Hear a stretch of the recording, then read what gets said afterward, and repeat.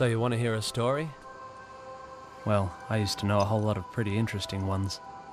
Some of them so funny you'd laugh yourself unconscious. Others so terrible you'd never want to repeat them. But now I can't remember any of those. So maybe I'll just tell you about the time I found that lost thing.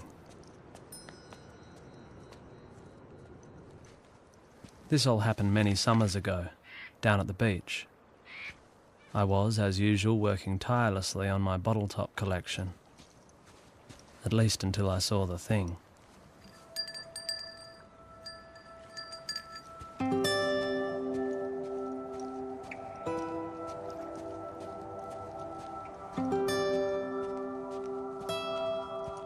It sure wasn't doing much. It just sat there, with a really weird look about it. You know, a sad, lost sort of look. Nobody else seemed to notice it was there. They were all too busy doing other stuff, I guess.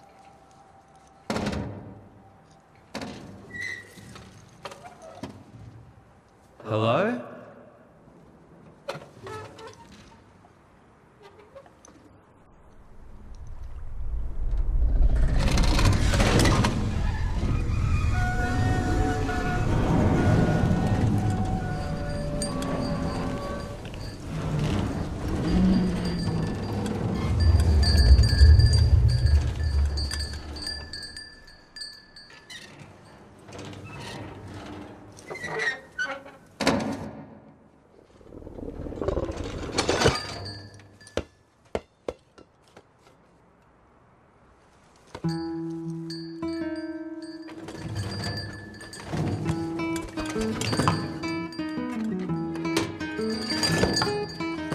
Turned out to be really friendly, and I played with the thing for most of the afternoon.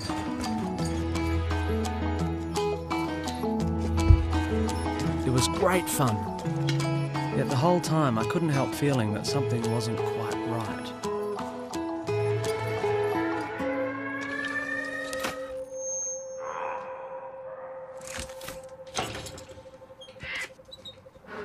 As the hours slouched by, it seemed less and less likely that anyone was coming to take the thing home. Soon there was no denying the unhappy truth. It was lost.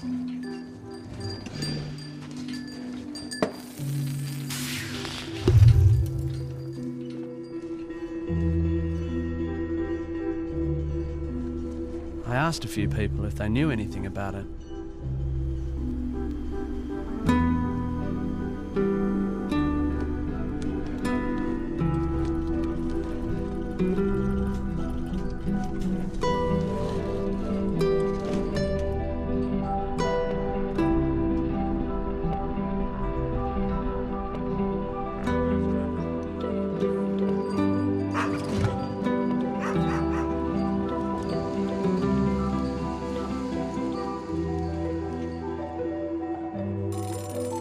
I took the lost thing over to Pete's place. Pete has an opinion on just about everything. Cool, he said. Pete didn't know what the thing was exactly, but he said what he always does, that all physical manifestations could be identified empirically through careful observation, calibrated measurement and controlled experimentation.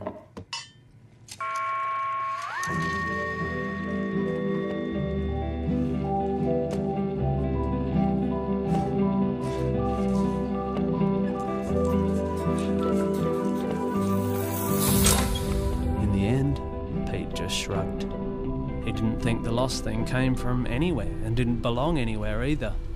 Some things are like that, he said. They're just plain lost.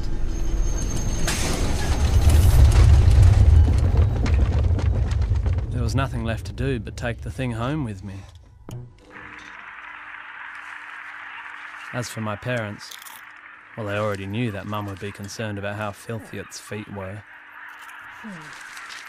And that Dad would be worried about all sorts of strange diseases. And they both just wanted me to take it back to where I found it. But it's lost, I said.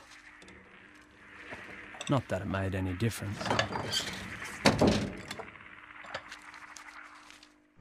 decided to hide the thing in our back shed, at least until I could figure out what to do next. I mean, I couldn't just leave it wandering the streets.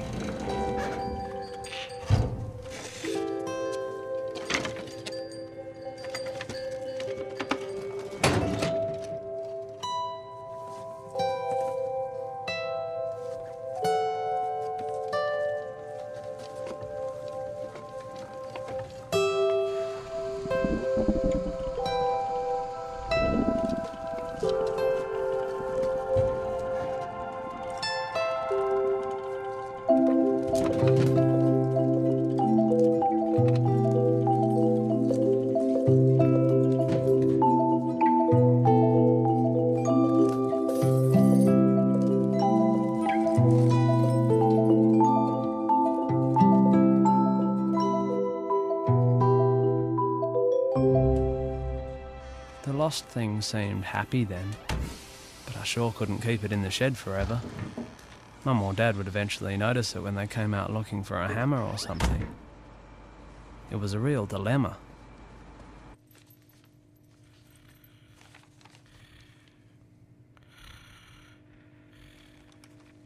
Are you finding that the order of day-to-day life is unexpectedly disrupted? Do you suffer from unclaimed property? Objects without names? Troublesome artifacts of unknown origin? Things that just don't belong? Don't panic. We've got a pigeonhole to stick it in. The Federal Department of Odds and Ends. The next morning we caught a tram all the way into the city.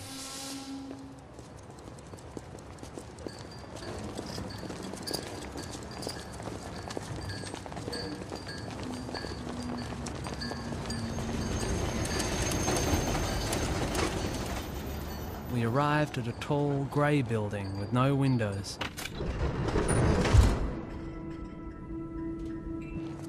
It smelt like disinfectant.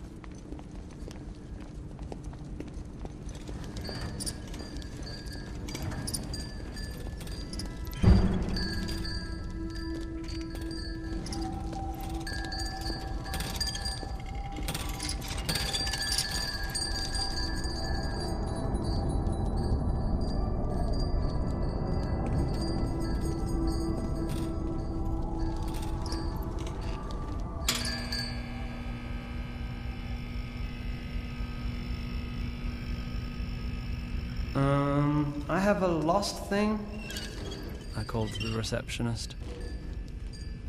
Fill in the forms. She sighed.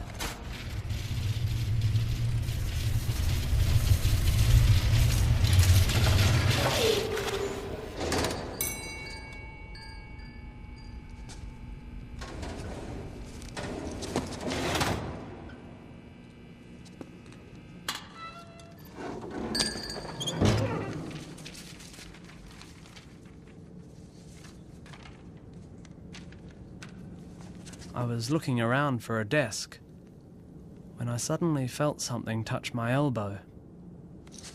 And then there was a tiny voice. If you really care about that thing, you shouldn't leave it here. This is a place for forgetting, leaving behind. Here, take this. Cheers, I said. You shouldn't leave it here.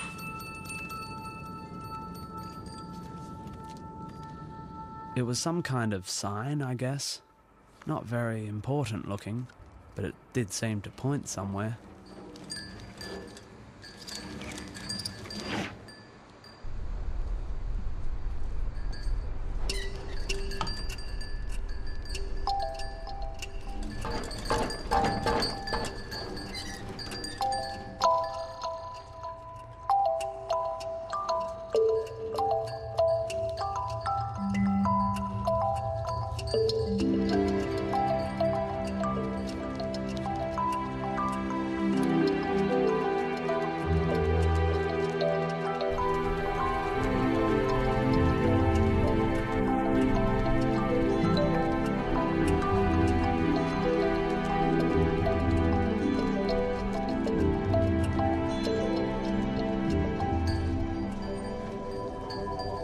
Eventually, we found what seemed to be the right place, in a dark little gap off some anonymous little street.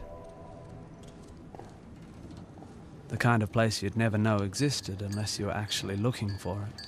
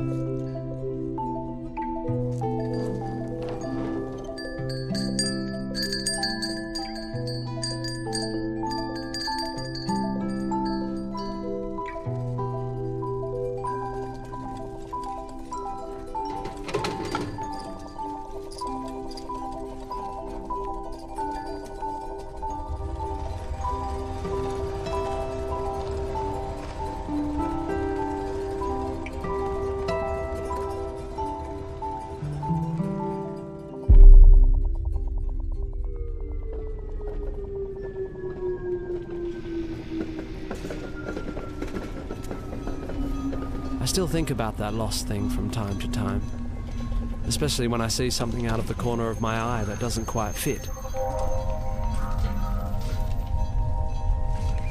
You know, something with a weird, sad, lost sort of look.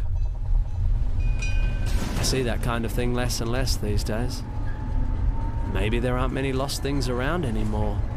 Or maybe I've just stopped noticing them. Too busy doing other stuff, I guess.